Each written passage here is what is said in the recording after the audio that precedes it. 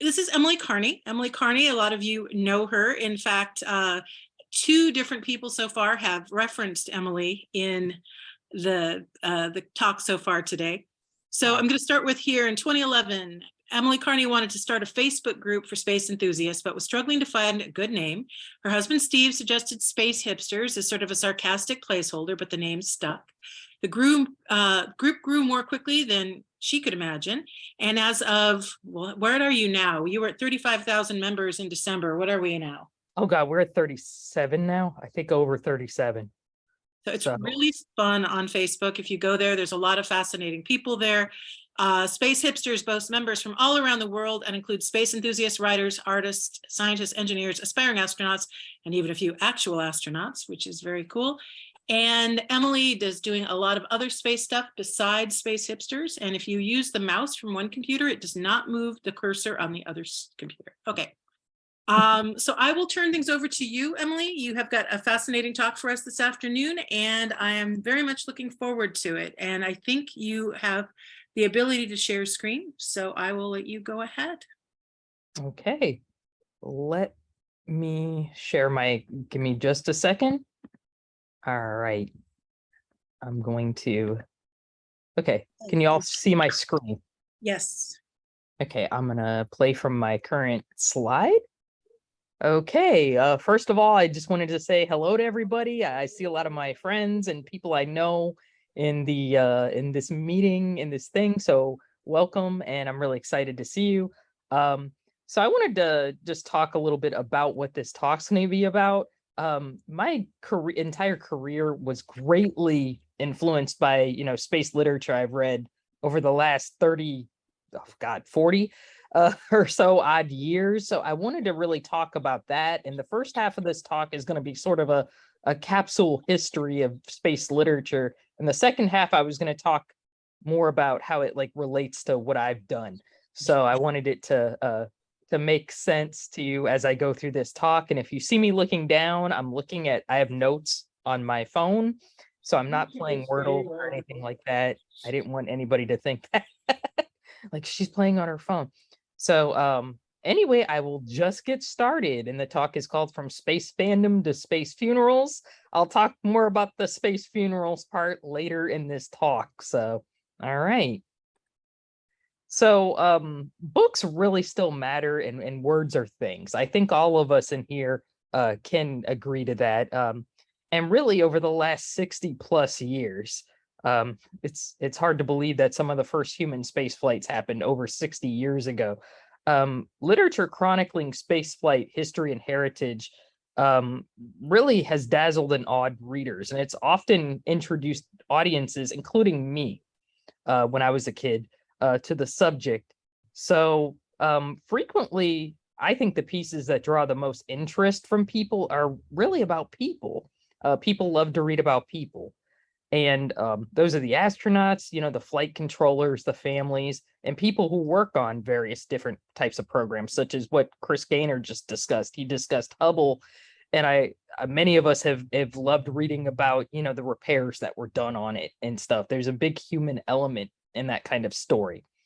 So really first-person accounts of spaceflight really function as a time machine, and it pulls the reader closer into the project's or program's orbit, pun not intended.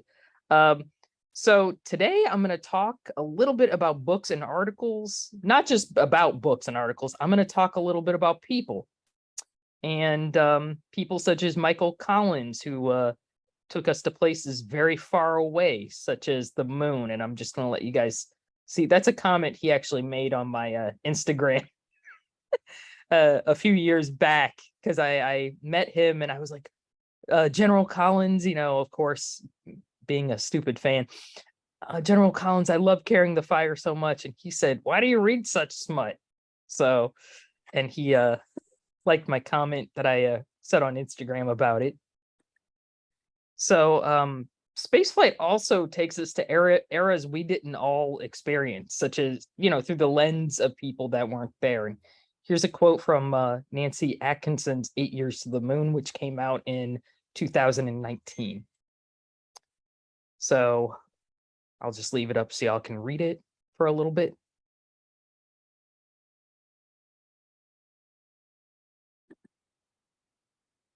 And spaceflight literature also takes us to a past that showed us that astronauts were far from really being the only pioneers during the earliest days of spaceflight. And I think a great example of that is the magnificent book, We Could Not Fail, which was by Richard Paul and Stephen Moss.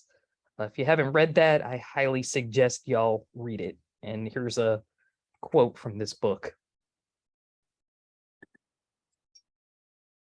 And it's also showed us a past that, showed us that women too, more than belonged where decisions were made and on top of the rockets that launched. And here's a quote from the great Rebecca Siegel book, To Fly with the Stars.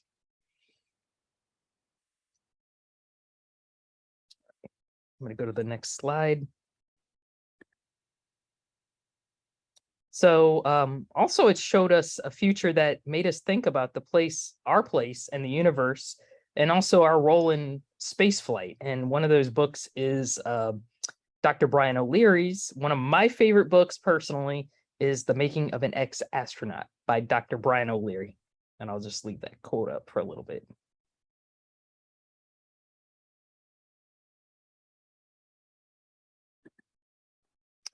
Spaceflight literature takes us to a future that's enriched by spaceflight and innovations and technology.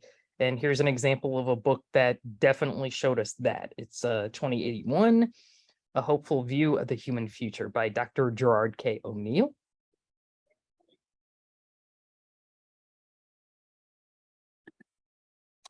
And many books have taken us through heartbreak and redemption, and also having the best ever third act, I think, in spaceflight.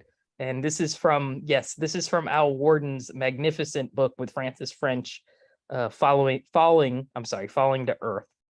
If you haven't read this one yet, you got to get it. Spaceflight literature has also taken us to the trenches and mission controls, where tough decisions are made and where the unexpected is expected every day. And here's an example of a book that has shown us that.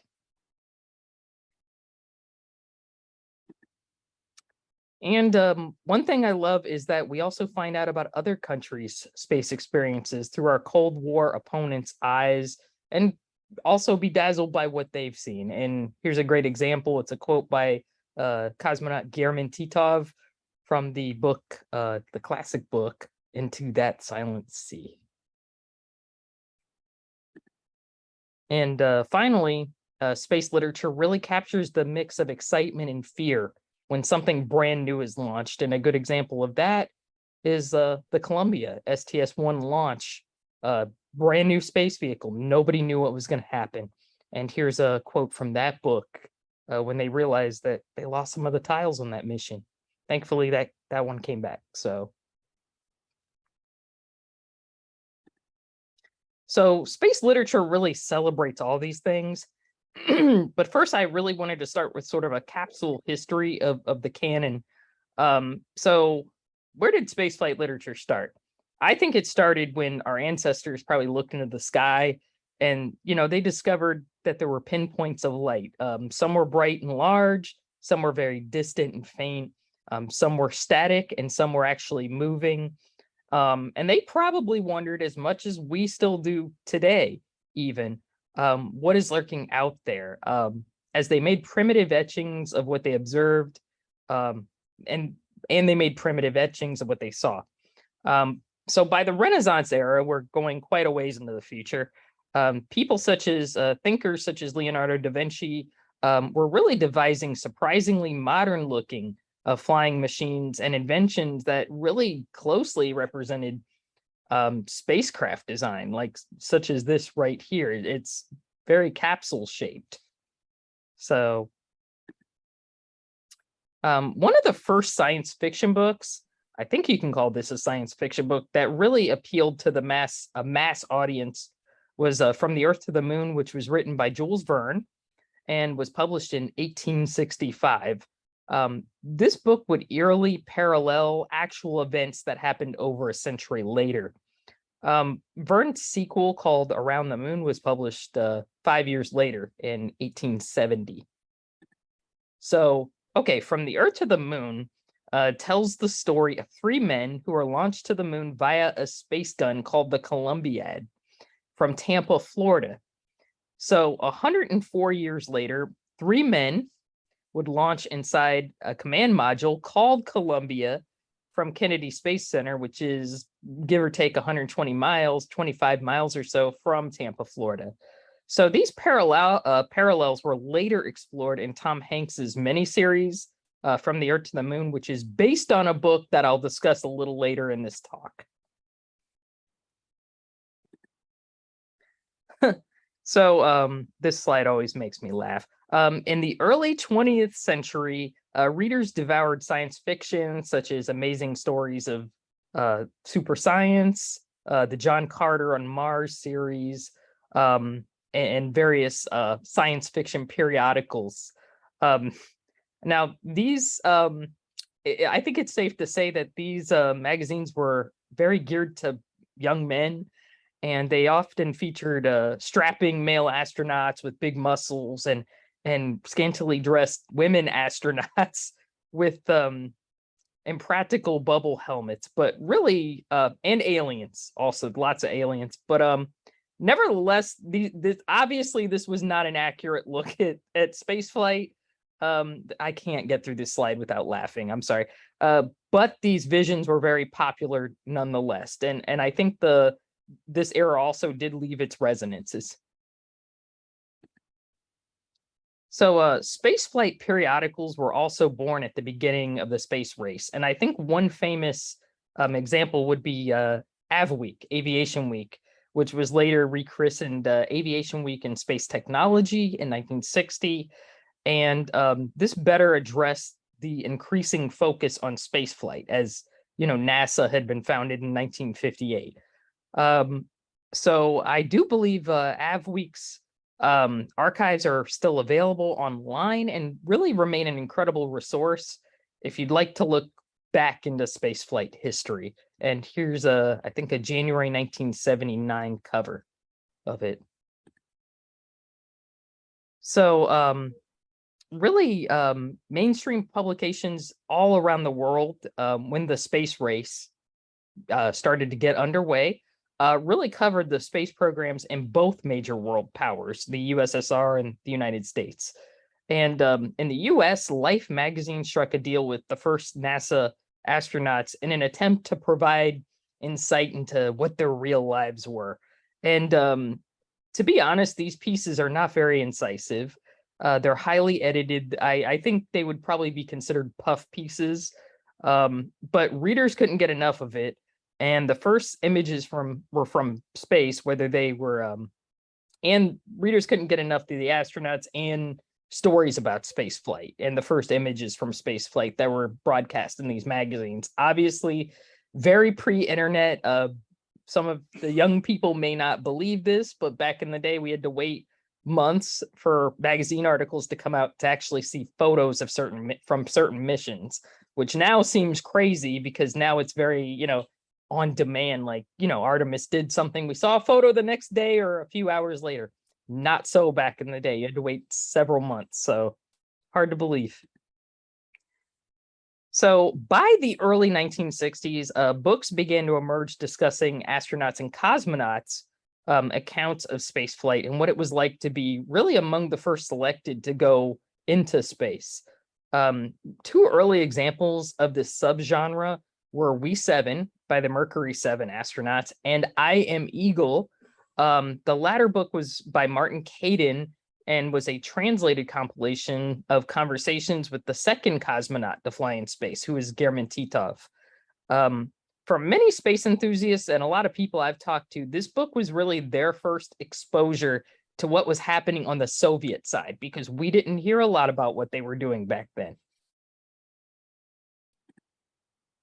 Okay, so many of us older folks are familiar, like me, are familiar with the NASA publications that really became ubiquitous from the 1960s to the present time. There was a really magical time when you could write to NASA and they'd send you a big envelope, a big manila envelope full of brochures and posters. And if you remember these days, it's time to start putting a night serum in your routine. But anyway, of course, many current publications and posters are now available, but they're downloadable via the internet. And many NASA books are free. I know NASA History does have some free books that are via, you can download via PDF, or you can get it through Kindle. So there are still free resources that are available. Just, you know, I don't know if I don't think they send them through the mail necessarily anymore.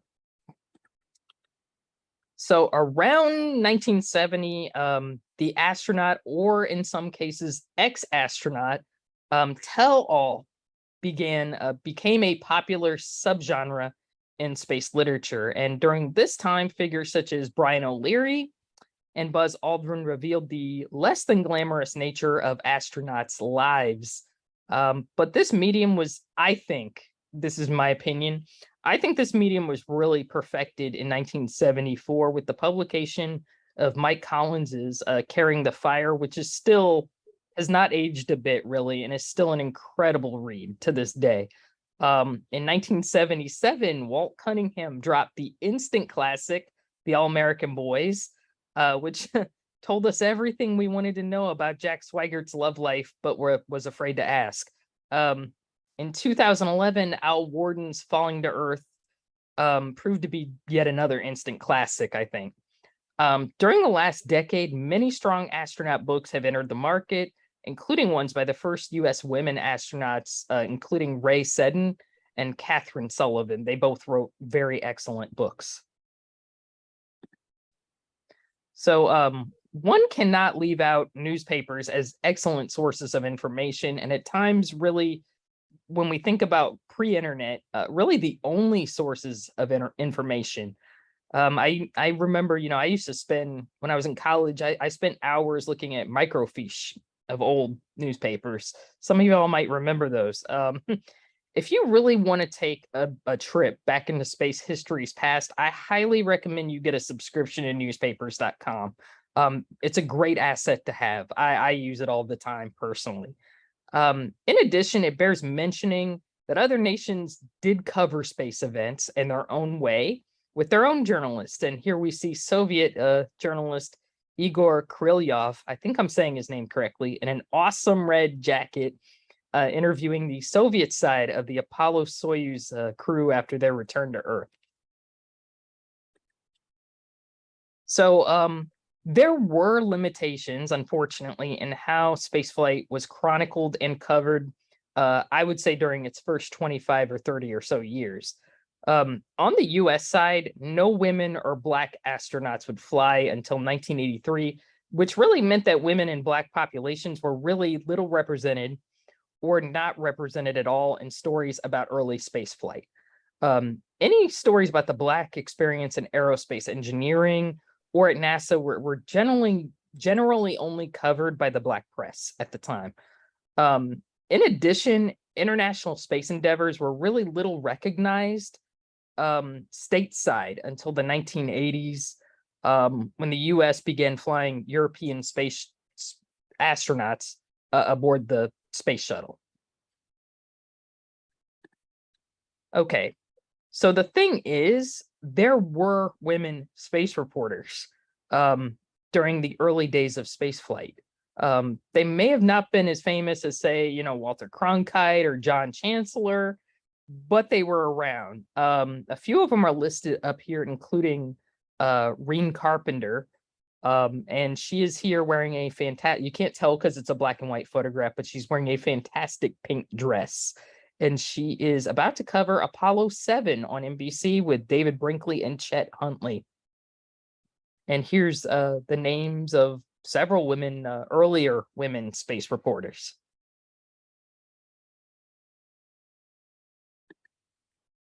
So let's meet Mary Bubb, who appears here wearing a fabulous Apollo-Soyuz themed hat at Kennedy Space Center's press site. So she was a woman space reporter, and she was able to carve out a strong identity for herself with her outlandish hats, but her work commanded nothing but respect from her fellow male colleagues. So women reporters with a slightly distinctive look are really nothing new.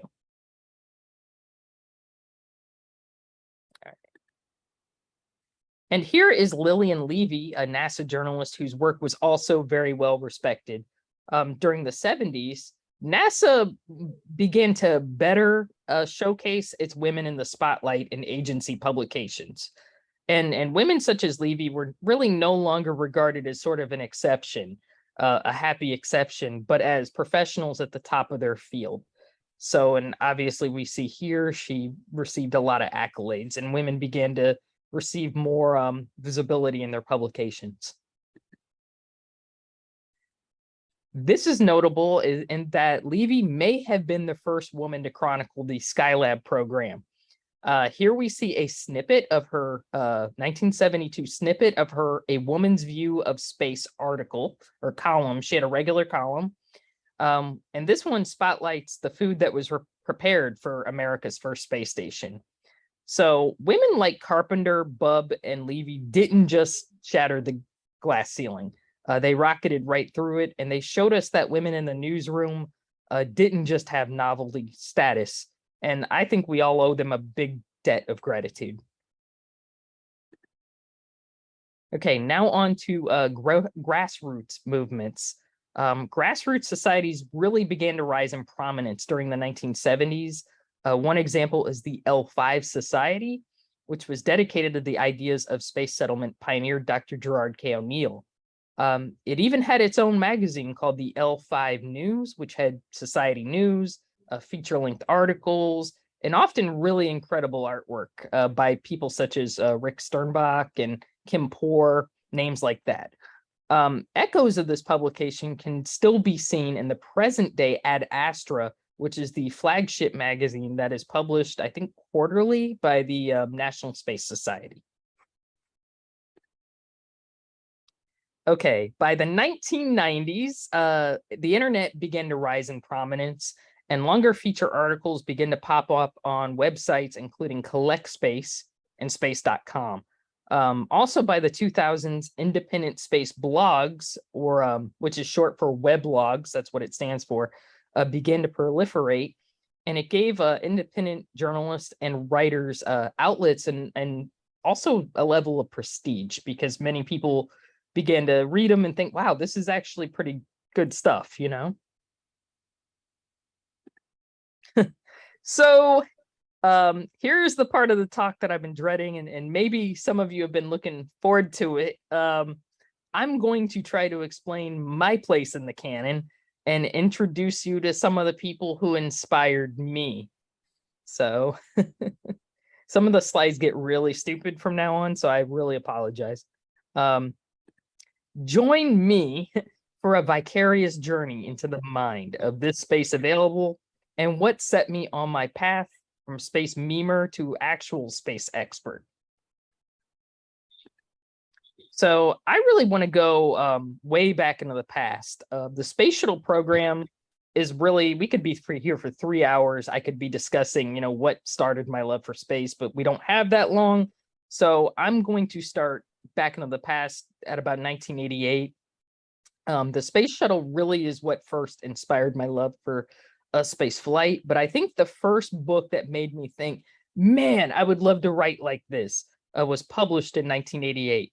I checked it out from a local library when I was just 10, and I now own several copies of this book. It was written by a British writer named Philip Clark and was called The Soviet Manned Space Program. Phil Clark had been a member of the BIS, which is the British Interplanetary Society, since 1968, but he wasn't inspired to write for the society until around a decade later. And by this time the photo was taken, he had become really one of the world's biggest experts on Soviet spaceflight. And I don't know if you guys can see my cursor, but he's right here. He's the gentleman third from left. So this was during a time when really little was known about the Soviet spaceflight program in the West. Much writing about it in the US and the United Kingdom was really based on speculation, and Clark really set out to change all that. So in the mid 1980s, and this is the quotes on here are actually from an interview I did with him shortly before. Unfortunately, he passed away in 2020, I think. And this is from an interview that I did with him shortly before he passed. So by the mid 1980s, he found a publisher and set out really to write a definitive book about the history of Soviet spaceflight. He was really first motivated by his love of numbers, and he was really a mathematician. And this is what really contributed greatly to the detailed orbital parameters that were listed in the book. And here's a picture of Phil with cosmonaut Yuri Romanenko. Romanenko is right here, and he's given him a copy of his book. So as you can gather by the quote on this slide, Phil was a stickler for accuracy and not relying on speculative information or rumors or anything like that. At that time, there were many myths and rumors concerning Soviet spaceflight that had proliferated in the West. And as a result, he ended up writing, which is what, in my opinion, is one of the best books of the era. I was hoping that, okay, I hope I don't get upset here or cry. I was really hoping to show Phil this talk to let him know how much he really mentored and inspired me personally, but he did pass away in 2020. So I'm choosing to believe he knows anyway. So other inspirational works for me included the Jane Spaceflight Directories, A Man on the Moon by Andrew Chaikin, and the Outward Odyssey series by Colin Burgess. You may ask why there are no women writers on my list of inspirations. And this is because, unfortunately, when I started writing about space, I had no idea there were even other women writing about space flight. As you know now, there were and are multitudes. However, no matter who or what inspired me, at the beginning, I was awful.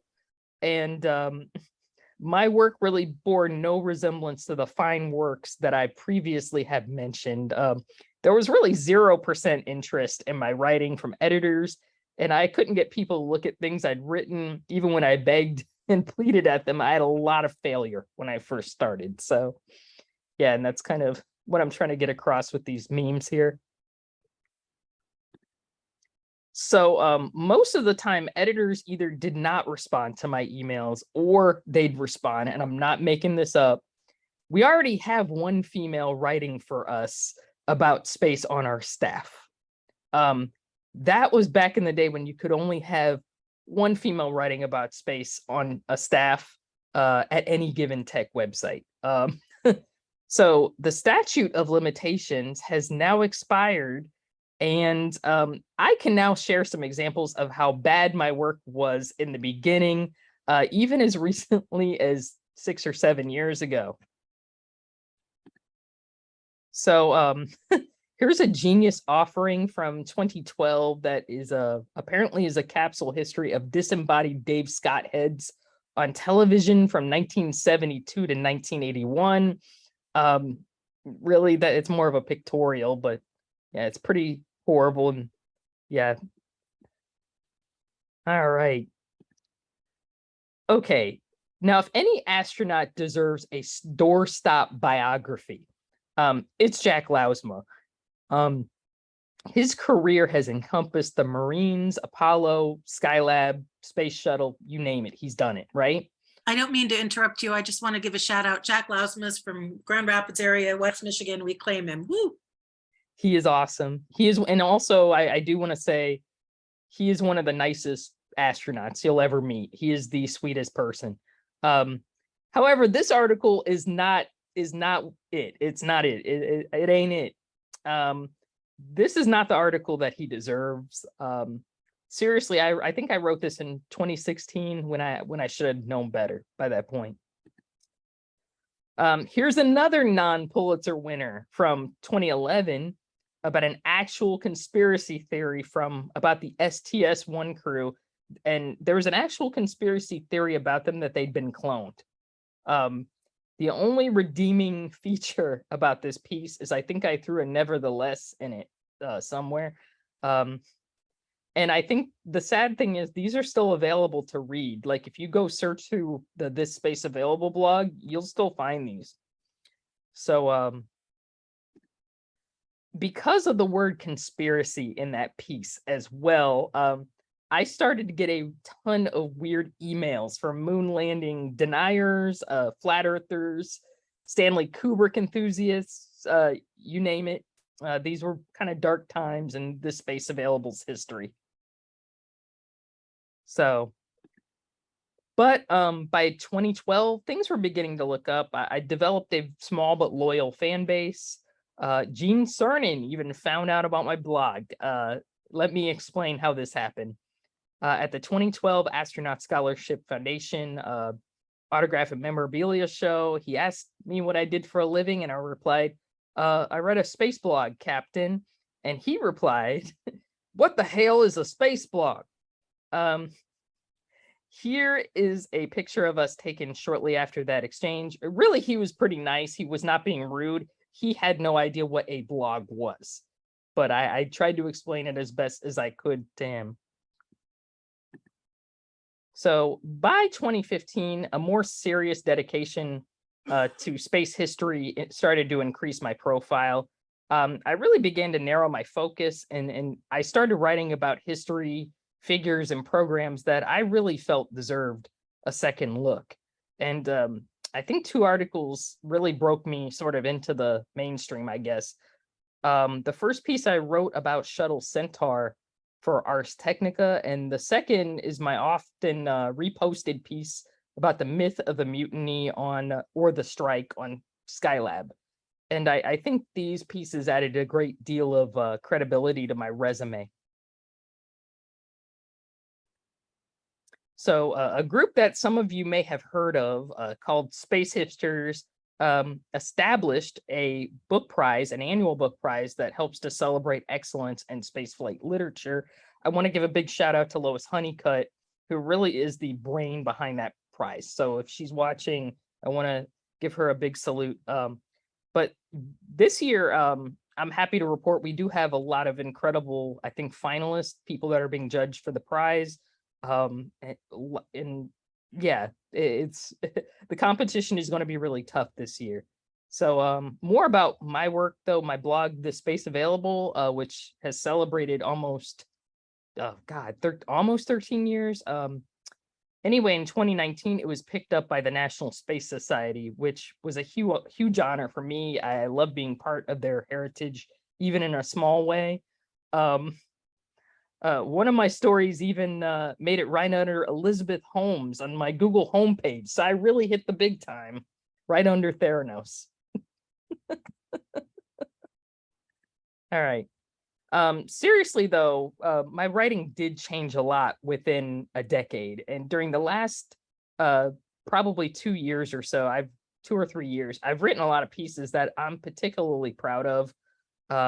One of them is a dual biographical sketch of 2 scientists who, while they did not fly in space, they left a huge lasting impact upon the space community. And this time I'm talking about Gerard K. O'Neill and Brian O'Leary, who at one time worked together in parallel, but their paths ended up just wildly diverging from each other.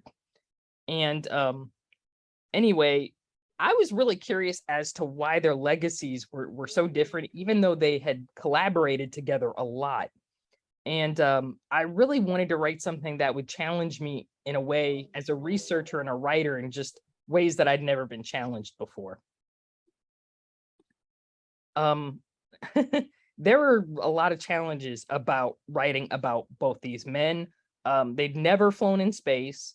And at the time I started writing their stories, there really wasn't a lot of reliable biographical information available about either of them. O'Leary was really particularly difficult to write about since his very own narratives are contradictory. He contradicts himself a lot. These factors really make it easy to make assumptions and errors about both of them. And I'm using this t-shirt as an example of an error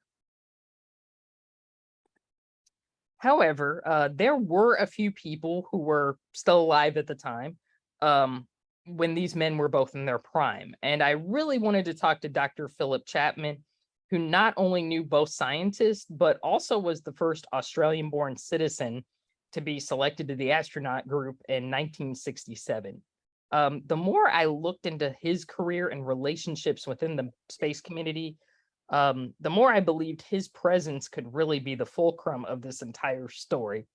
And so a good friend of mine located a email address and urged me to contact him. And so I fired off an email, and I honestly did not I did not expect a reply whatsoever. But because Chapman was really one of the more private Apollo astronauts, he really didn't do public speaking. He didn't do autograph shows. He didn't do things like that. So I honestly did not expect anything back from him.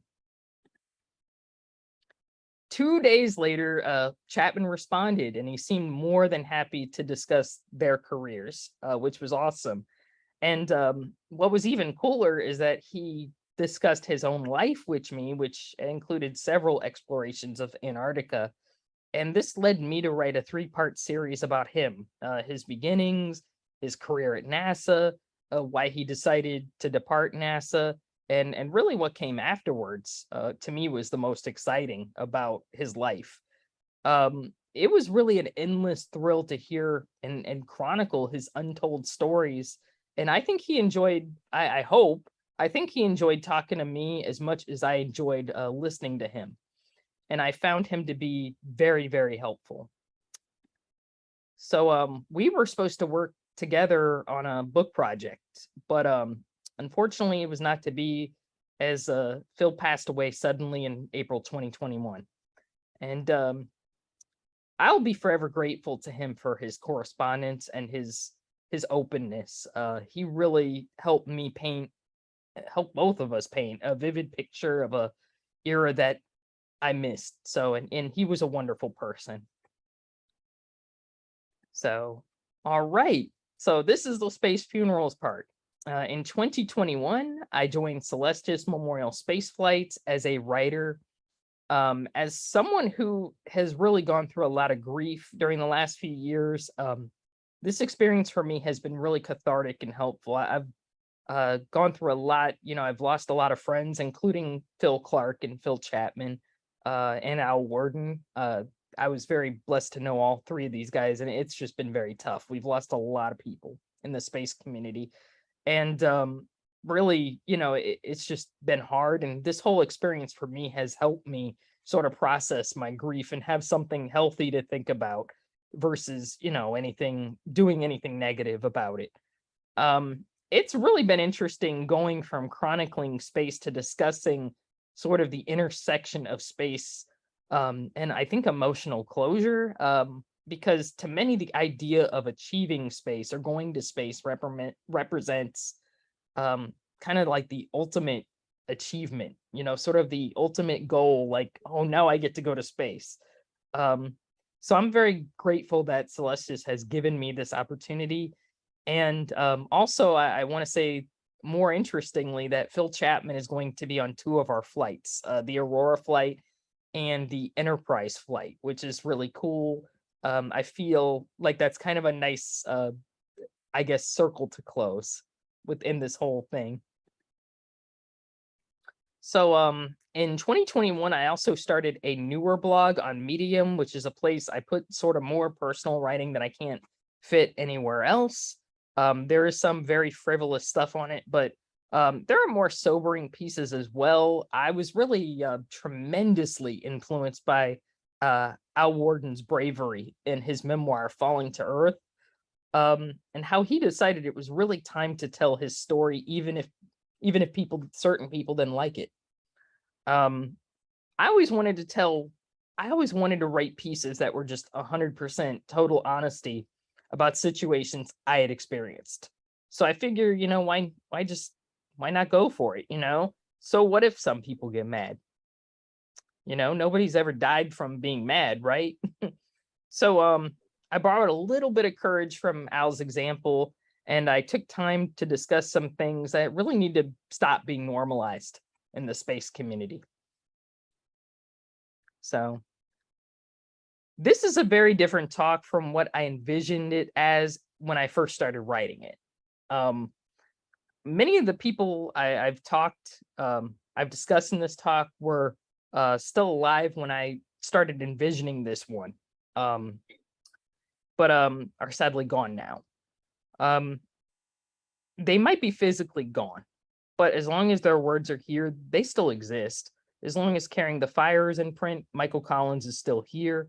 As long as Falling to Earth is in print, Al Worden is still here, and he's even released a newer book, which is called The Light of Earth with Francis French.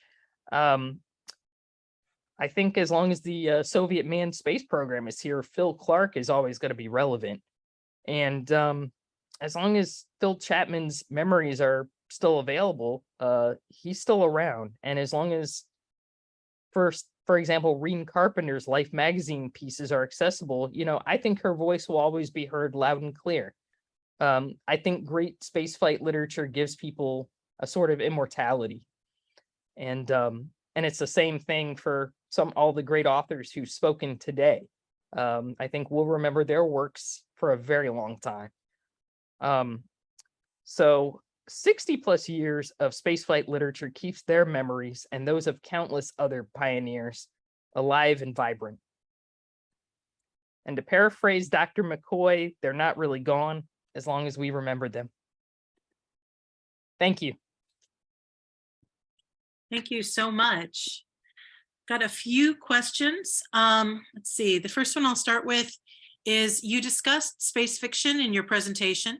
How do you think the stories, or space fiction and nonfiction, sorry, I skipped over that. How do you think the stories we tell ourselves about space in the 21st century have changed from the ones in the 20th century? I think that's a really good question. Let me try to think about how to answer that. I think the stories, I think, save for some of the seamier aspects of science fiction from the 20th century, like in that slide I showed, some of the science fiction has sort of a romance novel aspect of it, from the, like there's always a damsel in distress, and she's wearing a bikini type outfit in space, and it's always a muscle bound hero and things like that. But I do think if there's any linkage between the science fiction of the 20th century and what's actually, the nonfiction of the 21st century, I think it's that some of the ideas that we've seen in science fiction are actually coming to light. Obviously, this is probably the biggest example. We've seen vertical landings by SpaceX, and they've come quite, I don't like this word, but they become quite routine. Like, we're no longer surprised by seeing them. When we first saw them, when it was like, oh my God, this is crazy. But now it's like, oh yeah, they landed a booster or whatever. And I think that's sort of the linkage between the 20th century more fictionalized work and what's actually happening in the 20th century. And I think we're going to see more of that, not just with SpaceX, but with other companies as well. I know, I think Blue Origins does the same thing, working on vertical landings and stuff that really just seems torn out of the pages of sci-fi, So I think now we're starting to see those things become, if not reality, closer to reality. So I hope I answered that okay. Yeah, sorry, I'm letting my son know that I'm live, and it's okay. I have a follow-up, and the follow-up was, do you think astronaut memoirs have changed at all? Yes, I do.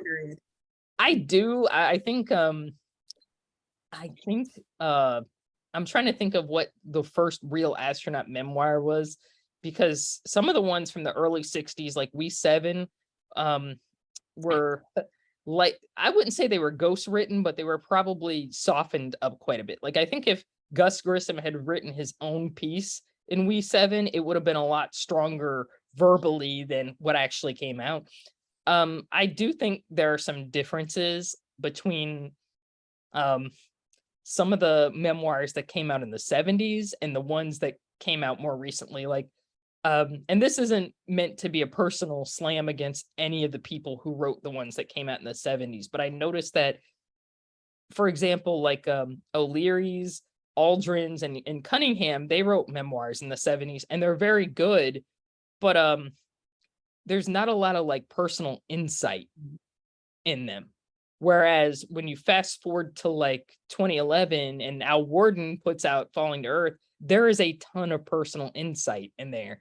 And I think that's become more commonplace. And I think astronaut biographies have become a little more different. Like Nicole Stott did one recently, and it focuses more on like sort of the environment and how to respect Earth versus just, you know, it being a life story, which I think is amazing. And I think Eileen Collins is sort of the same flavor. She has a Right. lot of personal insight into herself in it. And that's not saying those guys weren't incisive in the 70s. I just think, you know, it's become more acceptable to talk more about your own feelings, I guess. And I think they also too have models of astronaut autobiographies. So they know like what they're writing into, I think. And it just- Correct. I have Yeah. kind of a follow-up from the audience. Are you finding that more women and minority astronauts are revealing their challenges? I think so. I think nowadays people are more, I think more or less people have gotten a little more open about talking about certain things that have been, you know, maybe barriers or that they felt that were barriers to them. I think people have gotten more comfortable discussing it over time. And I'm saying this from my personal experience, not about any astronauts or anything like that. But I think, you know, when I was in the military over 20 years ago in a role that was really male dominated.